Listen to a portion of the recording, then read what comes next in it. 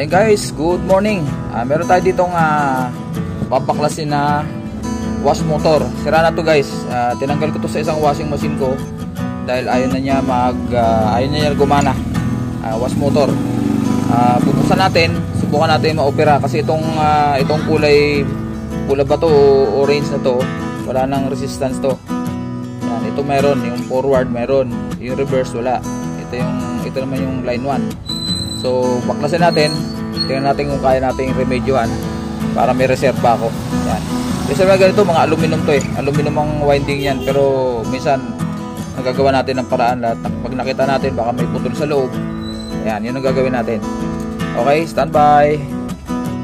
So, sa diagram nila, ito nakalagay. Diagram niya ay ang kulay blue ang line 1. Ang power, yun sa kuryente. Tapos itong dalawa, yung forward and reverse, yung orange saka yellow, forward and reverse. Tingnan natin ang reading. Ayan, wala walang resistance dito. Yan, dapat ganyan tutunog, dapat yung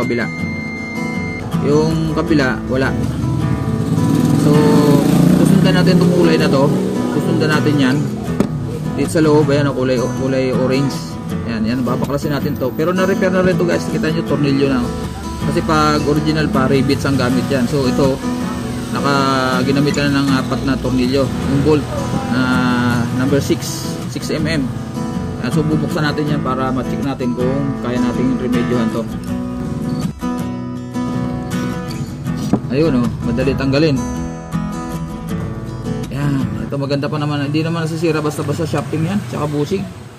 Karamihan nagkakaroon lang ng putol ang winding.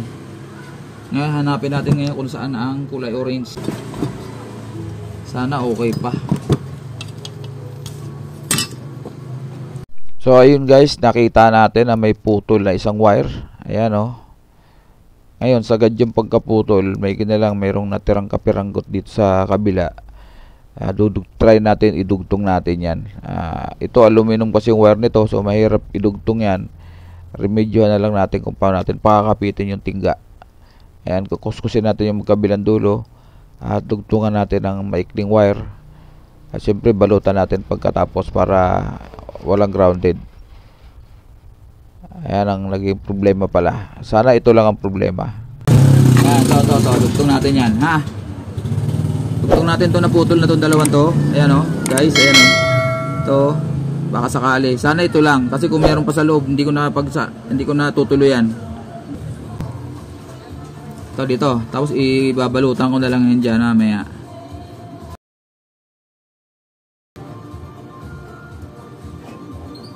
Sana kumapit.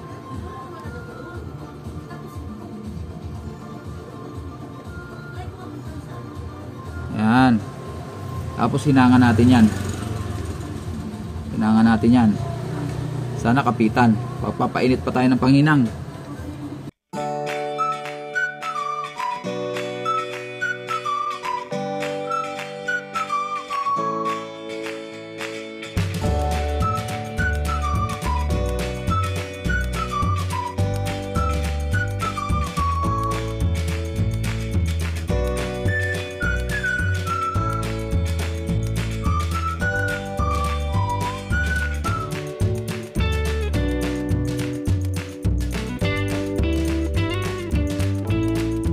Kanina yung kulay orange walang resistance to.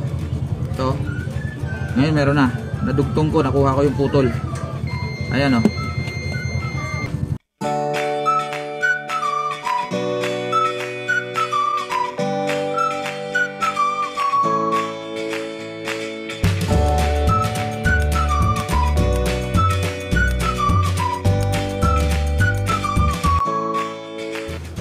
Yan, tama na yan. Buuin natin yan. Siyempre lagyan muna natin ito ng langis. Iyon Siyempre lagyan din natin ito. So punasan natin, huwag yung sobra. Tama lang. Kabila rin. Ayan lagyan natin ng langis para pangontra sa overheat.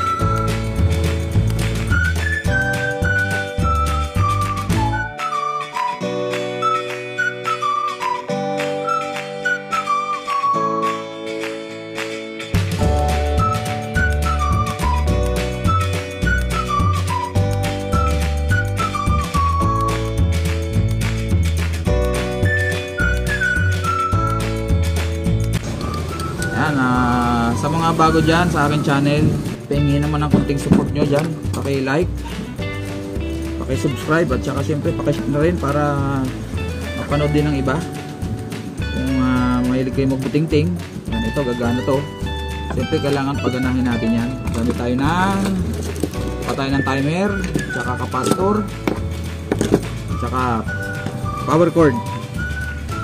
Ayan guys, so testingin natin ngayon yung ating repair na wash motor.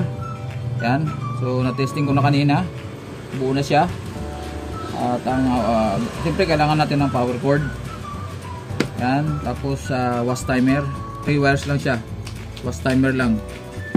Tapos siyempre yung capacitor. Ngayon ang capacitor nito ay dito sa level nya ay 7 microfarad. So wala akong 7 microfarad dyan. Meron ako ditong original pa na 5, pero na sinukat ko 5.7 pa siya. So pan-testing lang naman, iikot naman yan. At nga lang pag kinarga na natin ng load dyan, kung sakaling wala kayong, hindi nyo itatama yung capacitor na 7, medyo mabagal siya, medyo hirap siya pati paikutin, kasi ang kailangan nito ay 7. So pan-testing lang naman, pwede na to 5.6 o 5.7. So kabit na natin. Ang una natin ikakabit guys ay ito muna capacitor. So itong line 1, ito yung sa kuryente mamaya dito sa power cord. So ito muna unahin natin yung forward and reverse. Siyempre yung capacitor, wala namang polarity yan, pwede nating ikabit yan kahit saan dyan. Yan. So ikabit na natin to rito para di kayo marito. Ganito lagi yung forward and reverse, kailangan sa capacitor nyo kagad ikabit yan. At isunod nyo na yung timer. So ang timer natin ay 3 wires. Tandaan natin guys, ang timer natin ay may forward and reverse din. Yan, yung nakahiwalay na dalawa, yan yung yellow tsaka red, yan yung forward and reverse. Itong nakabukod na brown, ito yung line 1. Ito yung kakabit natin mamaya dun sa supply. So kabit na natin dito sa forward and reverse na motor na may nakakabit na capacitor. So kahit alin dyan, walang baliktaran to, kahit saan dyan pwede. Pero sundin natin yung dilaw para medyo hindi masakit sa mata. So itong kabila naman, dito sa kabila, pwedeng baliktaran yan guys, walang problema yan. So siyempre tape natin para hindi tayo makuryente. Ayan. O guys, yung mag-DIY dyan, papalit kayo ng motor, ganito lang. Ayan. Basic installation to. Malalaman natin dito kung maganda yung ikot nya. Pero kanina sa tester ko okay na siya. Pero mas maganda ko yung ganito na may test natin ng tama. So ayan ang connection guys, yan. So magiging tatlo yung wire. Magiging tatlo yan, capacitor, sa timer, at saka yung sa loob ng motor, yung galing sa motor, yung forward and reverse. Ayan, tigatlo. So itong main line 1 galing sa motor, ito naman natin lagay sa power cord. So mayroon din tong kulay, wala nang problema yan dahil AC yan, kahit saan pwede, pero sundin natin yung kulay para maganda sa mata. Iyan maganda sa mata. Ayan. So tapean din natin yan. Yan, tapean din natin. Testing lang naman to guys para makita natin kung talagang nagawa natin ng maayos yung wash motor na walang resistance yung kabila kanina. So itong brown, gaya na sinabi ko, itong nakahiwalay sa timer, yan yung sa power, kuryente. So sa plug tayo, dito natin ilagay sa kabila. Ayan, tapean din natin. Baka magkamali tayo, mahawakan natin, kuryente yan. Nakakakiliti yan guys. Ayan, so malinis na yung ating connection. Ayan, kita ba? Parang hindi nakikita. Atras natin na konti. Ayan, okay. Dito tatlong wire na naipon natin, naging tigatlong wire sa kabila. Ulitin natin, timer pumasok sa forward and reverse, tapos capacitor sa forward and reverse, tapos yung line 1 galing sa motor sa power cord na isa, yung kabilang line 2 ito sa power cord papunta naman sa timer para magkaroon ng supply yung timer.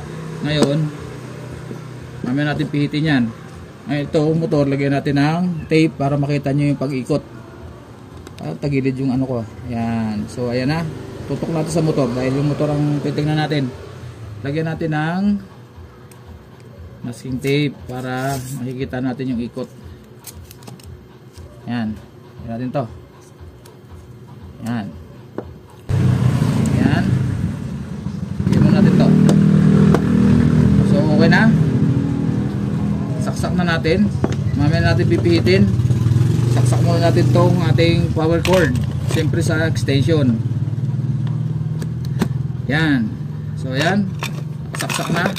Siyempre hindi pa siya iikot dahil hindi pa naka-switch ang timer. So ayan, malinis. Ito papaanda rin natin. Titingnan natin kung iikot siya. Ha? Okay. Game. Ayun, umikot na. Ayun, nag-forward kagad, nag-reverse kagad. Ayun, forward. Ayan o. Ayan, pag lumagatik, siyempre pabalik naman. So, matagal ang sequence nito. Nasa 10 seconds. Ayan, bago siya bumalik. Ayan. Ayan guys. Successful yung ating trabaho. Yung ating wiring. Sana may natutunan din kayo dun sa simple na bago wiring ng wash motor. Sa timer, capacitor, power cord, punto sa motor. Ayan guys, oh. Okay na. Meron na tayo reserbang wash motor. So pag nagluko yung ating washing machine, meron tayo ipapalit agad. At reserba ko lang yan guys. Ayan. Okay, maraming salamat guys sa inyong pagsubaybay kay Matsuki TV sa aking pagkalikot nitong wash motor na walang connection kanina. Yung isang kulay orange na wire, yun sa forward. Yung reverse mayroon, yung forward wala. So nakita natin yung problema, dinugtong natin yung putol na wire sa loob, rinimedya natin, tapos tinali natin maayos hanggang ma-assemble. At ito naman ang pag-testing. Okay, maraming salamat sa mga nakasubaybay dyan. At sa mga hindi pa nakadikit sa akin, please like, share, and subscribe sa aking munting channel. At pakipindot na rin ang notification bell sa taas para updated tayo sa lahat ng aking mga videos na i-upload sa ating channel. Bye bye!